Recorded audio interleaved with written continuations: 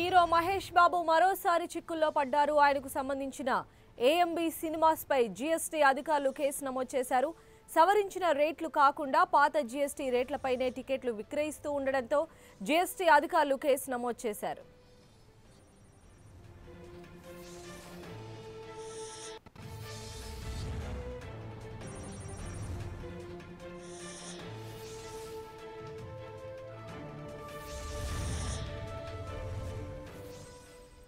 Hero Mahesh Babu మరోసారి చిక్కుల్లో పడ్డారు. ఆయనకు సంబంధించిన ఏఎంబీ సినిమాస్ పై జీఎస్టీ అధికారులు కేసు నమోదు చేశారు. మరి దీనికి సంబంధించిన డీటెయిల్డ్ ఇన్ఫర్మేషన్ సునీల్ మనకు అందిస్తారు. సునీల్.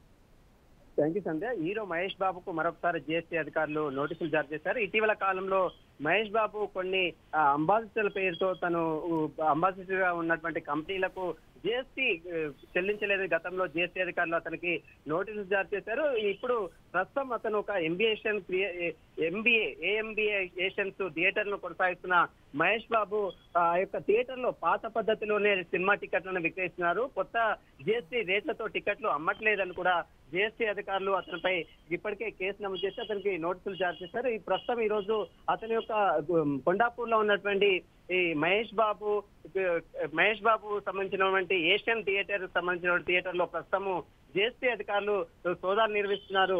ఈ మధ్యనే మహేష్ బాబు మల్టీప్లెక్స్ బిజినెస్ లో ఎంటర్ అయిన నేపథ్యంలో అతను ఏషియన్ థియేటర్లు తీసుకొని కొన్ని థియేటర్లు కూడా నడుపుతున్నారు. అయితే ఆ థియేటర్లలో టికెట్ల రేట్లు జీఎస్టీ తగ్గించింది. కానీ ఆ జీఎస్టీ తగ్గించిన టికెట్ల రేట్లు మాత్రం తగ్గించకుండా టికెట్ల యజమాని మాత్రం ఆ టికెట్ల రేట్లను థియేటర్ యజమాని మాత్రం ఆ టికెట్లు మాత్రం పాత పద్ధతిలోనే జీఎస్టీ రేట్లతోనే టికెట్లు అమ్ముతున్నట్టు కూడా ఆ జీఎస్టీ అధికారులకు ఫిర్యాదులు పోయాయి. ఈ ఫిర్యాదుల నేపథ్యంలోనే ఈ రోజు మహేష్ బాబుకు జీఎస్టీ అధికారులను నోటీసులు జారీ చేసి పూర్తిగా మహేష్ బాబు సంబంధించిన థియేటర్లు ఆయన యొక్క థియేటర్లకు సంబంధించినటువంటి థియేటర్లో ప్రస్తుతం అయితే జీఎస్టీ అధికారులు సోదాలు నిర్వహిస్తున్నారు. చూడాలి మరి దీనిపై మహేష్ బాబు ఎలా స్పందిస్తాడనేది మాత్రం మరికొన్ని రోజుల్లో వేచి చూడాల్సిందని చెప్పవచ్చు. సంధ్య, అయితే జీఎస్టీ అధికారుల సోదాలకు సంబంధించి అంటే మహేష్ ఎలా దీన్ని రెక్టిఫై చేసుకునేటువంటి అవకాశం ఉంటుంది? ఎందుకంటే గతంలో కూడా తన పైన ఇలాంటిదే ఒక ఆరోపణ వచ్చింది కాబట్టి. ఖచ్చితంగా. ఎందుకంటే గతంలో 2007-2008 ఏడాది సంబంధించి కొన్ని బ్రాండ్లకు తను అంబాసిడర్ గా ఉండి ట్యాక్స్ ఎగ్గొట్టినటువంటి మహేష్ బాబుకు గతంలో కొన్ని బ్యాంక్ అకౌంట్లను కూడా జీఎస్టీ అధికారులు సీజ్ చేయడం జరిగింది.